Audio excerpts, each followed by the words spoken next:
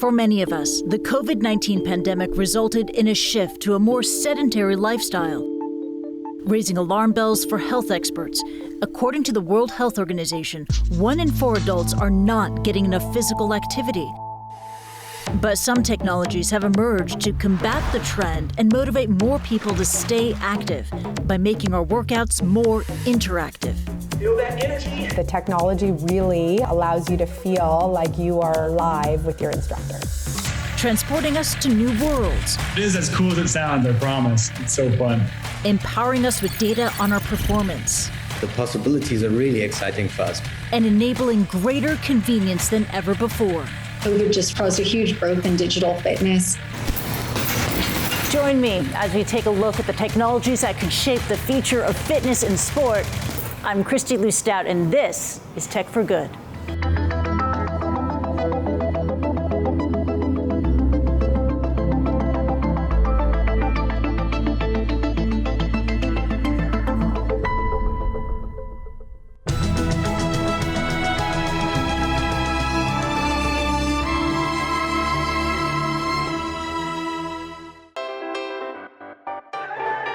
With a 270-degree wraparound screen and an immersive digitally created world, I'm experiencing The Trip, a cycle class at Pure Fitness in Hong Kong. The sensory experience was created by New Zealand fitness brand Les Mills as a way to drive motivation at the gym. Technology can transform a repetitive indoor activity like cycling into an engaging, colorful experience. And as we discover the potential for high-tech workouts, a number of companies are offering a suite of interactive exercise equipment designed for the comfort of your own home. 4, 3, 2, 1. The pandemic has normalized home workouts. As lockdowns shuttered gyms around the world, fitness buffs gravitated toward virtual options, and high-tech outfits saw opportunity. We did better than double through the pandemic. At-home fitness is definitely here to stay. There's so many different consumer plays with connected equipment and services. Thinking about workouts, I think this has forever changed the landscape. Connected fitness enabled a gym-like experience without the need for a gym. And Peloton, with its internet-connected stationary bikes and now treadmills, as well as a roster of charismatic instructors. Okay, Peloton, let's go. Is widely considered a pioneer. This is your moment. Right here, let's go. Our members work out more with us basically every single year from the year prior, which is just a great testament to the fact that it is a fitness system that has caused people to want to work out and want to achieve their goals in a way that many fitness systems before have failed for those same consumers.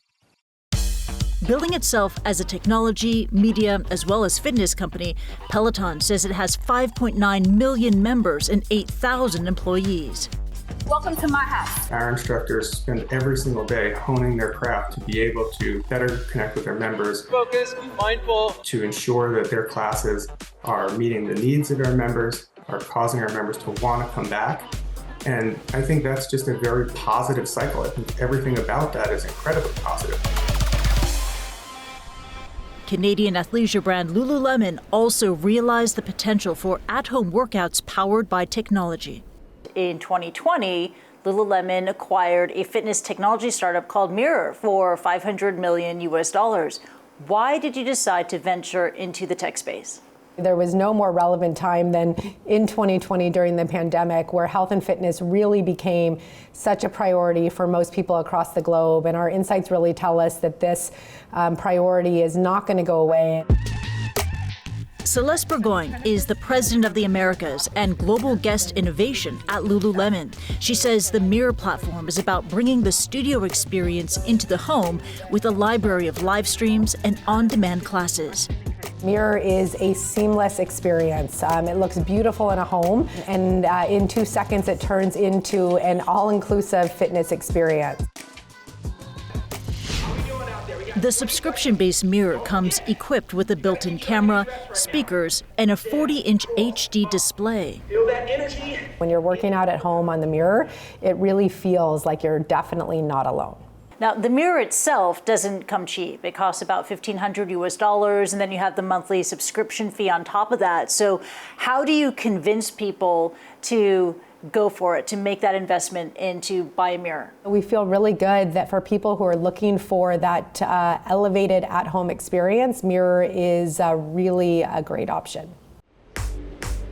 This year, Lululemon is launching Mirror in Canada, its first foray into international expansion after the U.S. market.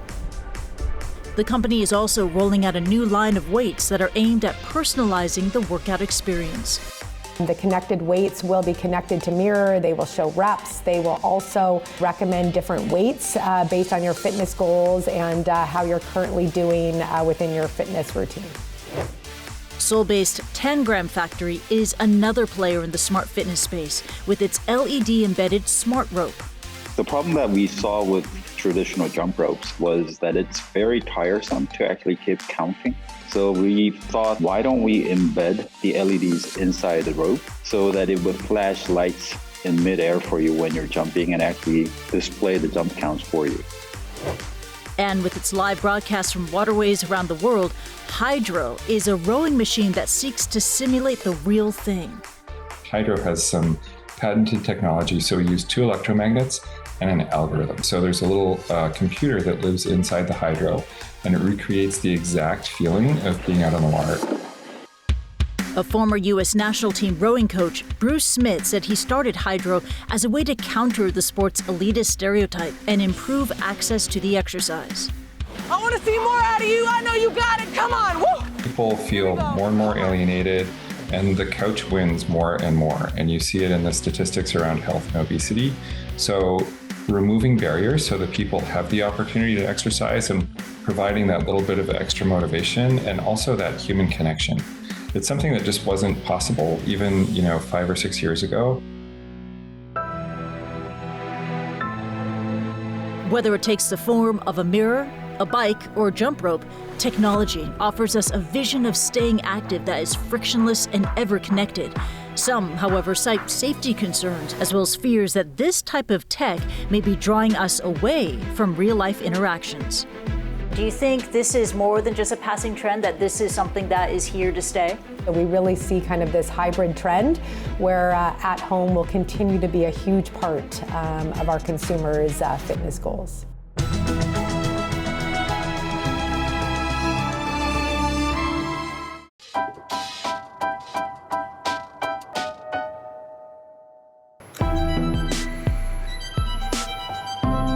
I'm at Ski Tech, an indoor training center for winter sports in Hong Kong, trying out this ski simulator.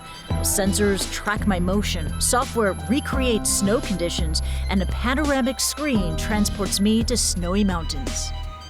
Now, there's no snow in Hong Kong, but thanks to virtual reality, I can hit the slopes and fine-tune my skiing technique.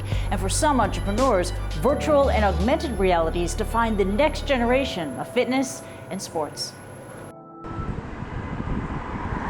San Francisco's Market Street, home of streetcars and tweets. And now, a virtual reality gym.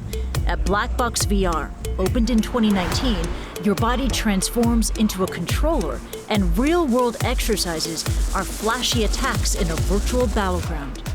All right, I feel like I'm blowing up some bad guy. Black Box VR is the world's first resistance-based virtual reality gym. Now, walk me through the Black Box VR experience. You go to a Black Box VR center, you walk into a private booth, you put on the VR headset, and then what happens? So you go in, like you said, you put the headset on, and you are immersed in this vast, this epic, futuristic sporting arena. And the crowd's cheering for you, and they're chanting for you.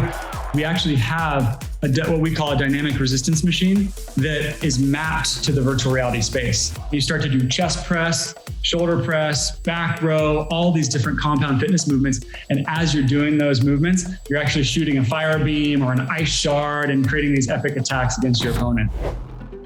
For Preston Lewis, co-founder of Black Box VR, fitness is all fun and games. He says that the gamification aspects of the experience are designed to make people addicted to their workouts. I feel like I'm holding it, like I don't want to close it too tight because I want to keep it as I do it all the time. Let's talk more about VR, because you said that virtual reality is a great way to trick people into committing to a fitness routine. What do you mean by that? Absolutely, yeah. And most people have a super hard time sticking to their fitness routine. With virtual reality, and it's the exact opposite. Video games have been created by some of the world's best behavioral psychologists, and they just have it down. They have this perfect little timing, the perfect little dopamine drips of an achievement or a reward. It's really hard to stop moving once the game gets going. So the mix of technology, the game itself, everything intertwined, keeping you moving, and it's keeping you from getting distracted from the workout itself. At Blackbox, members work out in their own private room, where there's a resistance machine that pairs with a VR headset. Lewis says that for users working out in the world of Blackbox, 30 minutes feel like 10. When you're working out in the game, do you feel the passage of time? You know, and that's one of the great things about virtual reality as well, is time dilation. When you're on a treadmill, you're sitting there, you're kind of walking or you're running and jogging, and you're like, okay, it's been a half hour for sure. And then you look at the clock and it's been like 5 seconds, you know? And so it's the opposite with VR. I'm very tech forward, and I think applying virtual reality, gamifying workouts, super awesome concept, Ready Player One type stuff. So really wanted to try it out. So what's your guys' experience with VR in general? Blackbox is currently only available in gyms across the US, but Lewis says the company is hoping to expand internationally. This year, Blackbox VR says it passed its billionth pound lifted in virtual reality. Other companies like Vancouver-based Form are also exploring the potential of extended reality to improve the ways we stay active. In 2019, the company launched a smart swim goggle with an augmented reality display that provides real-time data as well as more than 500 swimming workouts. So the traditional swimming experience entails not having access to any information while you're swimming. So what we give is we give information real time that's relevant while you're swimming, such as pace and distance and stroke rate and so forth. CEO Dan Eisenhart says Form is being used in more than 100 countries. And French startup Immersive.io is also confident in the power of augmented reality to reinvent the experience of watching sports. When you're watching the game in the stadium, you have way less information than when you're watching the game on TV.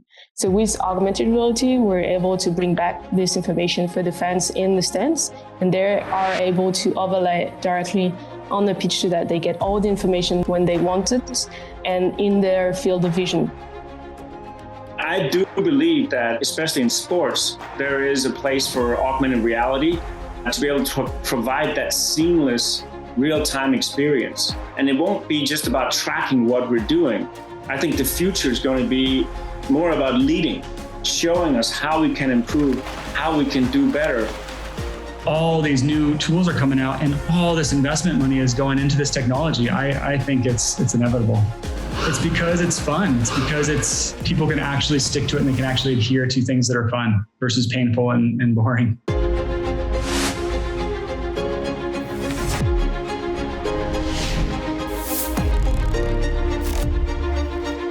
I'm out of breath, man. That's the stuff. Absolutely.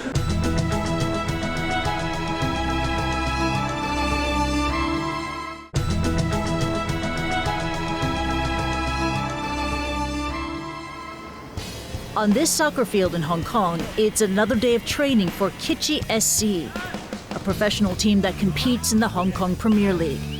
For 2 seasons now, the team has been using a tracking system developed in South Korea called Fit Together, which gathers data on each player during practices as well as matches. With their GPS-enabled vests, these soccer players can get a robust picture of their athletic performance with metrics on endurance, positioning, and maximum speed. Recently, I spoke to an entrepreneur in Taiwan who is also trying to leverage data and analytics to transform the game of baseball. It's arguably the most popular spectator sport in Taiwan, baseball. At the end of the 1800s, the game was brought to the island by Japanese colonists who had picked up the sport from American expatriates. Taiwan has been described as baseball crazy. Why is Taiwan obsessed with baseball?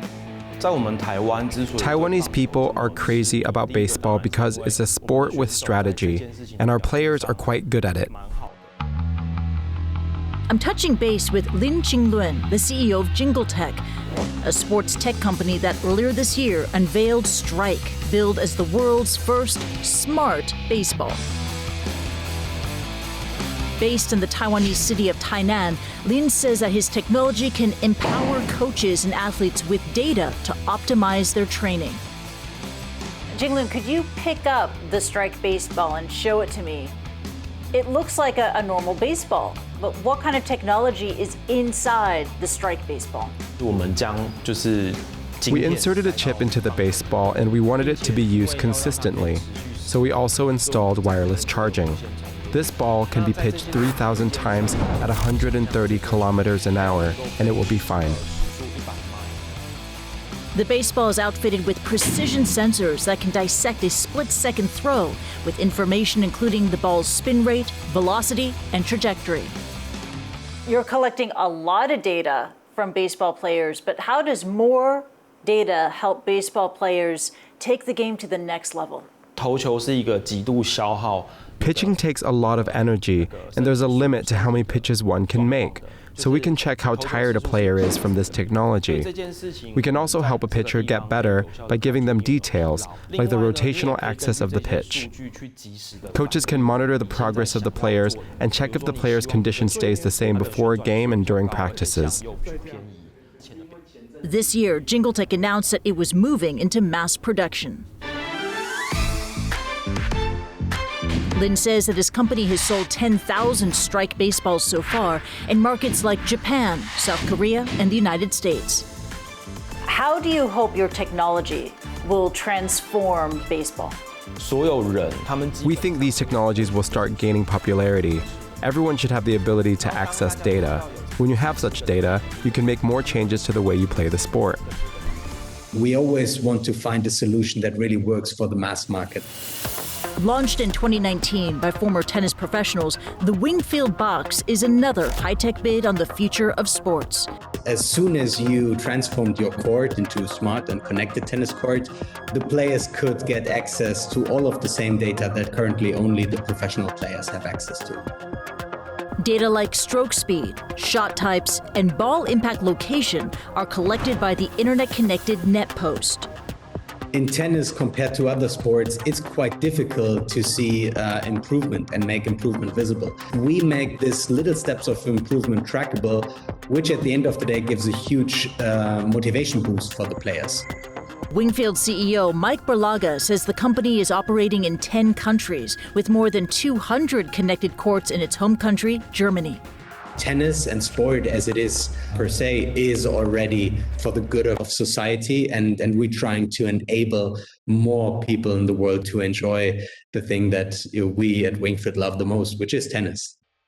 Beyond baseball, do you plan to introduce this technology to other sports? The tech is transferable, so it can be used in other sports. We are doing research on the Japanese baseball market and also softball in the US. We've also tested the sensors on rugby balls and cricket.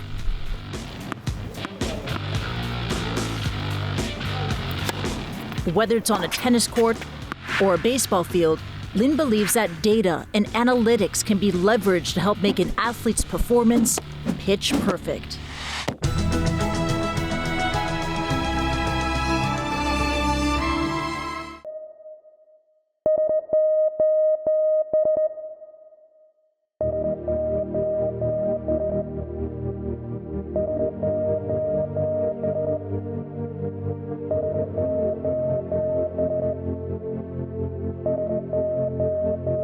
Whether it's monitoring your nutrition and fitness or guiding your workouts, apps are performing some of the same functions of a personal fitness coach. I spoke with one California-based entrepreneur who shared her thoughts on the future of digital fitness. We really have the most incredible technology in our pockets, and it is the technology that could have us being inactive. It is also the technology that can keep us moving. Lindsay Cook is the co-founder and CEO of FitOn, Hi guys, my name is Bree. Welcome to FitOn. A fitness app launched in 2019, which Cook says has attracted more than 10 million users to date. There are a lot of different fitness apps out there, but the reason why you started FitOn was because they didn't meet your needs. So how is FitOn meeting your needs and all the other people out there who are like you? Yeah, we really wanted to build the most premium health and fitness platform. We even work with celebrities as well. So we have Gabrielle Union and Julianne Hough and Jonathan Van Ness on the platform. And we really make these bite-sized workouts that are really perfect for you trying to fit fitness into your everyday. You got this. We're all in this together. With a database of nutritional information as well as workouts, MyFitnessPal, an app released in 2005, tracks a user's diet and exercise. We use so much technology to help us be more productive and to help us understand what's working. In the same way that you might use a mapping software to help you find directions to a nearby town, at MyFitnessPal, we often ask ourselves, why wouldn't we use those same tools to help us understand what's happening in our own body on a daily basis? Trisha Han, the newly appointed CEO of MyFitnessPal, says that more than 200 million users are on the platform. So you might be a person, for example, who has a gluten allergy, or you might be a person who is training for a marathon. And a lot of times those nutrient needs for those two individuals are very, very different. Maryland-based Sworkit is another play in the fitness app space, with its focus on customizing a user's workout. We kind of think about it almost like a music player, but for exercise. What we've done is we've actually filmed individual exercises. So we have nearly 1,000 exercises that we can put together in any order that we want and in any order that our customer wants. You've called FitOn the democratization of digital fitness. How so? We have hundreds and hundreds of free workouts. It's about just always finding something new that keeps working out fun, taking really the work out of working out. If the pandemic has taught us anything, is that we really need our services to be omni-channel, right? Because we never know, are we going to be working from home? Are we going to be working in the office? We need experiences that can meet us where we are. And have fun, because it's about enjoying yourself. And a final question that we ask all our guests on the program: is your technology a tech for good, and why? Technology very much can be used for good. You can sit there and watch movies on your phone, but you can also spend the time being active. It's just really cool when you see people, stories come out of, a company that you created. They truly are leveling up their lives. And I don't think there's anything better than that. The world is a better place when people are living more active, healthy, and fun lives. And it's definitely adding value and creating good. And so really proud of what it is today and what it will be in the future. I want you to leave feeling like you did something you didn't think you could do.